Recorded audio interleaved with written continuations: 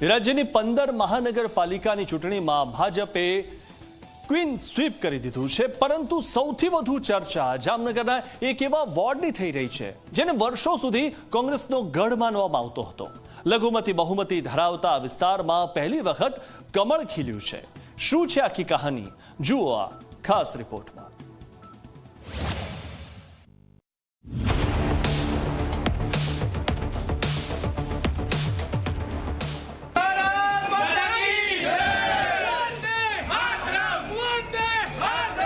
ગુજરાતની મહાનગરપાલિકા ચૂંટણીમાં ભાજપની આંધી ચાલી છે. 15માંથી 15 મહાનગરપાલિકા ભાજપના ખાતામાં ગઈ છે અને આ જીતમાં જામનગરે લખી દીધો છે નવો રાજકીય ઇતિહાસ. જામનગર મહાનગરપાલિકામાં ભાજપે ફરી એકવાર દબદબો જમાવ્યો છે. 64 બેઠકોમાંથી ભાજપે 60 બેઠકો જીતી લીધી છે, જ્યારે વિપક્ષ માટે આ પરિણામ મોટો ઝટકો સાબિત થયું છે. પરંતુ સૌથી વધુ ચર્ચા છે જામનગરના વોર્ડ નંબર 1ની. દરિયાકાંઠાનો વિસ્તાર, બંદર અને માછીમારી આધારિત વિસ્તાર અને વર્ષો સુધી કોંગ્રેસનો ગઢ ગણાતો વિસ્તાર. ભારતીય જનતા પાર્ટીનો વિકાસ એમણે જામનગર શહેરમાં અને બીજા વોર્ડમાં જોયો છે. એના કારણે એમણે પોતાનો ઝુકાવ ભારતીય જનતા પાર્ટી તરફ આપ્યું. આઝાદી પછી સૌથી ખૂબ લઘુમતી વિસ્તાર અને પરંપરાગત કોંગ્રેસનો ગઢ રહ્યો છે.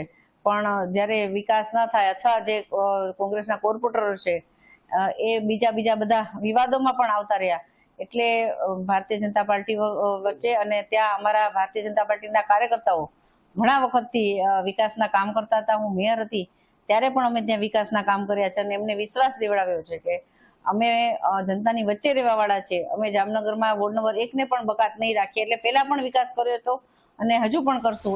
આઝાદી બાદથી સતત અહીં કોંગ્રેસના નગરસેવકો જીતતા આવ્યા હતા, પરંતુ આ વખતે મતદાતાઓએ રાજકારણ નહીં વિકાસ પસંદ કર્યો. 4 પેનલ અમે લઈને આવ્યા. કોંગ્રેસનો ગઢ કહેવાતો 77 વર્ષનો રેકોર્ડ તોડ્યો. 77 વર્ષમાં કોઈ દી બીજેપી કોઈ પાર્ટી આવી જ નથી. આ પહેલી વાર બહુમતીથી અને જંગી બહુમતીથી 4 પેનલને વિજય બનાવીને લઈ આવ્યા. એ રાજનીતિ વિકાસની રાજનીતિ છે કે ભાજપની વિકાસનો કામ જોઈને બધી પ્રજાએ મત આપ્યો. વોર્ડ નંબર 1 ભાજપના 4 ઉમેદવાર વિજેતા. ઇતિહાસમાં પહેલીવાર કમળ ખીલ્યું. લઘુમતી સમાજની સૌથી મોટી વસ્તી ધરાવતા વિસ્તારમાં પહેલી વખત ભાજપે ક્લીન સ્વીપ કર્યું છે. ભાજપના અમર મહેન્દ્રભાઈ મોદી, ઇસ્માઇલ કાદરભાઈ માણેક, ઝરીનાબેન હાજીભાઈ સુંભણિયા અને સારાબેન ઉમરભાઈ ચમાડિયા 4 ઉમેદવાર જંગી બહુમતીથી વિજેતા બન્યા છે. આખા વોર્ડના લોકોએ જંગી બહુમતીથી અમને ચૂંટી કાઢ્યા છે. હવે અમારું પણ દાયિત્વ છે કે અમે રોડ, રસ્તા, પાણી, ગટર જેવી પ્રાથમિક સુવિધાઓ છે, એ સિવાયના અહીંયા બંદરનો વિસ્તાર આવેલો છે, ત્યાં પણ રોજગારીની તકો વધે, માછીમારીને લગતું અહીંયાના પ્રશ્નો છે એ પણ હલ કરવાની અમે કોશિશ કરશું. આ મોદીજીની જે વિકાસની યાત્રા છે, ટ્રિપલ સરકારની એન્જિન છે, એમાં અમે લોકો જોડાઈ ચૂક્યા છે. અમે જોડાવા અને અમારા કામ થશે એવું અમને ખાતરી પણ છે. આ પરિણામે અનેક રાજકીય સમીકરણોને બદલ્યા છે, કારણ કે વર્ષોથી માન્યતા હતી કે લઘુમતી વિસ્તારોમાં ભાજપને સમર્થન મળતું નથી, પરંતુ જામનગરના વોર્ડ નંબર 1 આ માન્યતાને તોડી નાખી છે. સ્થાનિકોમાં લાંબા સમયથી રોડ, રસ્તા, ગટર, લાઇટ, પાણી અને બંદર સાથે જોડાયેલા રોજગારીના પ્રશ્નો હતા.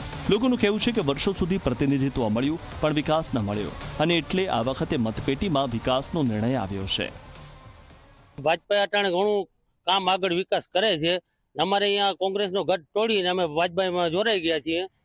જોરદાર અટાણે અમારો એમ આશા છે કે 4 અમારી પેનલ આવી ગઈ છે. 4 પેનલમાં ઉમેદવારને અમારા 4 સારા બહુ છે.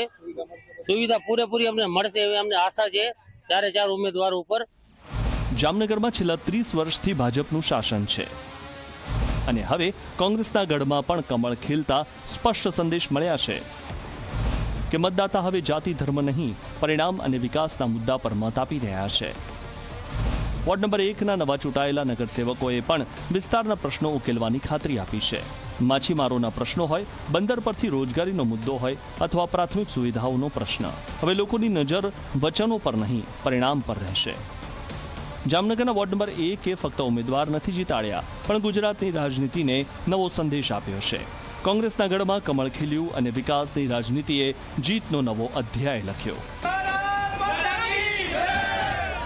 મુસ્તાક દલ, ઝી મીડિયા, જામનગર.